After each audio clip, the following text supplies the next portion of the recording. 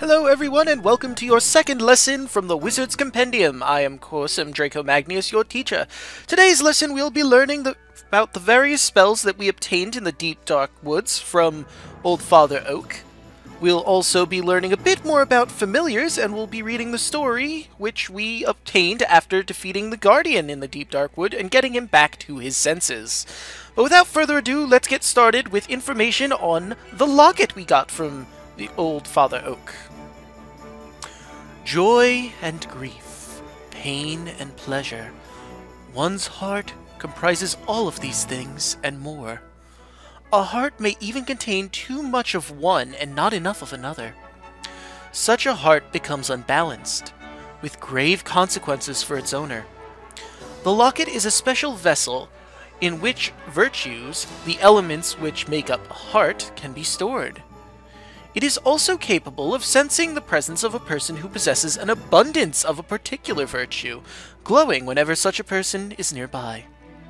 With the proper training, wizards can learn to take some of a virtue from a person who has it in abundance and share it with others who are in need of it. Naturally, a person's heart is not something to be toyed with, and great care must be taken. Lest there be any doubts, using a person's heart for one's own ends is despicable behavior, unbecoming of a wizard. And down here, of course, we have a picture of someone opening their locket, probably to give someone a virtue, or maybe they're sealing it up recently. Can't really tell from this picture alone. And I mean, as it obviously said, don't muck with people's hearts. Now let's learn a bit more about the virtues themselves. There are 8 virtues that can be stored in the locket: courage, kindness, ambition, belief, restraint, enthusiasm, love, and confidence. Whilst all of these appear to be wonderful qualities in themselves, an excess of any of them can cause great distress. Too much confidence, for example, leads directly to arrogance. Of course, the lack of a particular virtue is also a problem. Indeed, a serious deficiency of a virtue leads to a person becoming unable to function, a state known as broken-heartedness. It is a wizard's duty to extract virtue from those who have an abundance of it, and share it with those who need it most, so as to restore a balance to their hearts. Be aware that no one has an inexhaustible supply of virtue on which you can draw. Furthermore, only a single morsel of each of the 8 virtues can be carried in the locket at any one time. Once a virtue in the locket has been shared with a broken-hearted person, you must find another person with an abundance of that virtue from whom to draw some more magic. Now, pretty obvious what it says here, but I'll just touch on it again just to make sure everyone is on the same page. If you come in contact with a person with an abundance of a virtue and extract it from them, you can no longer extract any more from that person, as you may cause them to become broken-hearted by doing so. And we can only store one of all 8 virtues in our locket at a time, so there's no doubling down on one virtue to try and make sure you have some in stock. These are emotions in people's hearts, not potions. Or I suppose, in this game, not loaves of bread or coffees or something like that. Now let's learn more about the process of restoring a piece of a person's heart. Step 1. A person with an abundance of one virtue agrees to share some of it. Step 2. The virtue is then given to a broken-hearted person who lacks it. And Step 3. The heart's balance is restored, and the broken-hearted subject returns to his natural state. Now that we've completed our primer on broken-heartedness and the locket, we are going to move on to the spells we learned, which will of course touch on those spells in particular. I might do something a little new this time, depending on how I can get it to mesh together. But I will be right back in just a moment. Alright, and the first spell we are going to be covering, which is arguably one of our most important spells, Form Familiar. Now, the different thing I'm going to be doing is I'm going to show you how to do the strokes exactly using a wand. However, before I do that, we're going to read the rest of this passage, and then we will go with me with my wand doing the motions. Form Familiar. Summons a familiar from the depths of your heart. Creatures are formed wherever life force is found. This spell allows a wizard to form a creature from the life force within his own heart. a creature which then becomes his familiar. Be at peace with yourself prior to casting the spell, as the result is invariably self-revelatory. A familiar thus formed is a manifestation of your heart and soul. Alright, now I'm going to cut this briefly here so I can show you the way you make this particular motion to summon your familiar. Alright, now, this is the wand I'm going to be using. You might notice it looks a little similar to the Elder Wand from the Harry Potter series. Well, it just looks similar. I definitely didn't look for the pieces of the Elder Wand and fix them with magic so I could have the most powerful wand. Don't be silly. It's just a replica. It's fine. Anyway, let's get to the actual lesson here. Now, we've already covered how you want to cast spells, so I'm not going to go over that again. I will say, remember to keep a firm grip on your wand. I should look at the actual camera while I'm addressing you, my students. Keep a firm grip on your wand while casting. You don't want it flying out of your hands when casting.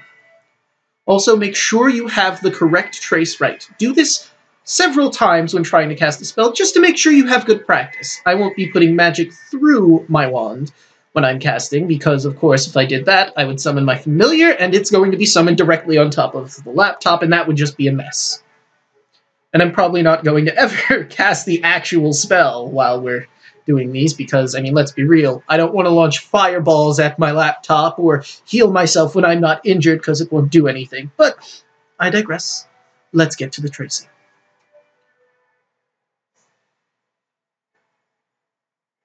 And that's how you draw Form Familiar.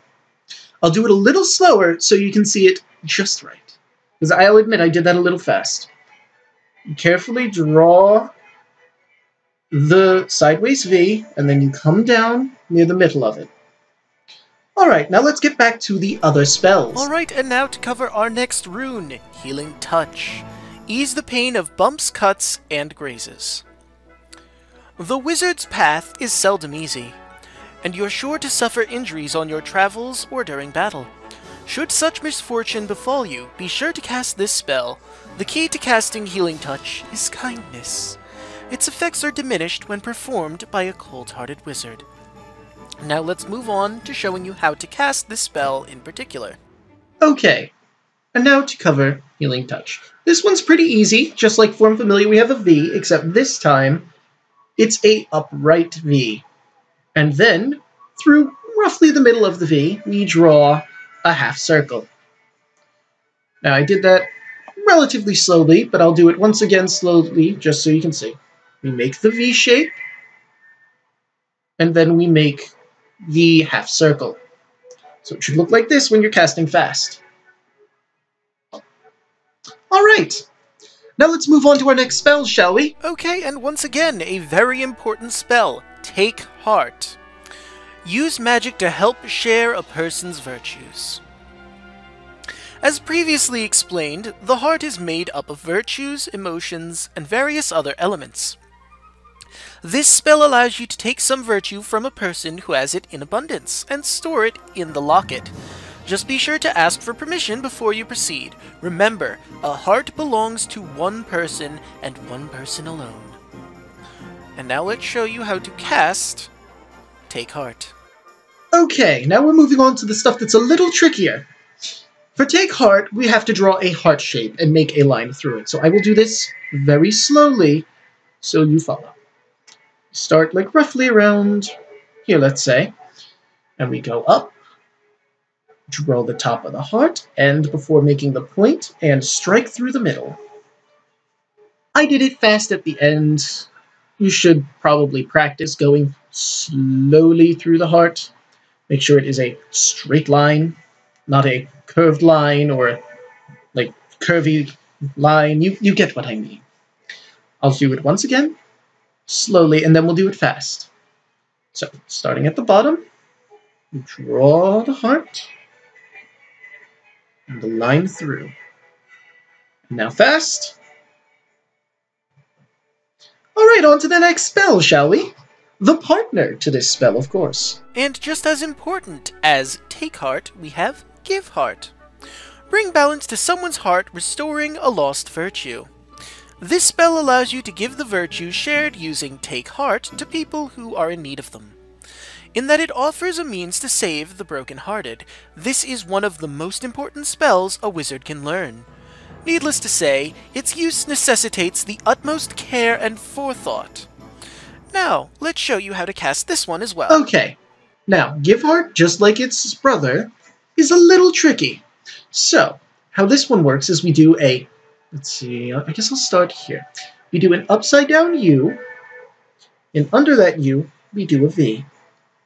Once again, upside-down U, and a V under that. And now, quickly! Ah, see, I fumbled there. That would not have worked. Let's try that again. There we are. Now we move on to our final spell for this particular lesson. Okay, and our last spell for this lesson is Fireball. Conjure up a blazing orb of flame. Fireball blasts an enemy with a magical ball of flame. No, really? And is especially damaging to aquatic creatures, go figure. Probably because, their skin needs to stay wet, so fire dries that out. That's what I'm guessing anyway. Away from the battlefield, it can be used to light lamps, and is useful whenever a spark is required. It goes without saying that all wizards should be careful when dealing with open flames. Now let's show you how to cast this so you too can launch fire at your enemies. Now, Fireball is another one that is a little tricky to cast because the shape is so different, let's say. The other ones were shapes we could do easily. V's, half circles, the straight lines. Straight line is here too. That's obviously a common theme when casting spells. But this one is a different shape. So I'm going to do this very slowly so you can see how it works. You start at the very bottom. Then you do a diagonal upwards, straight across, back down diagonal, straight down the middle. One more time. Diagonal, across to the left, diagonal, straight down the middle. And now fast. This is where you might mess up. Lord knows I do. Okay. See? Already messed up? Went way off to the left. Or the right, rather. My right. Probably your left. Anyway. So. Diagonal up. Boom, boom, boom. And that does it for our spells. Now let's move on to learning more about our familiars, shall we?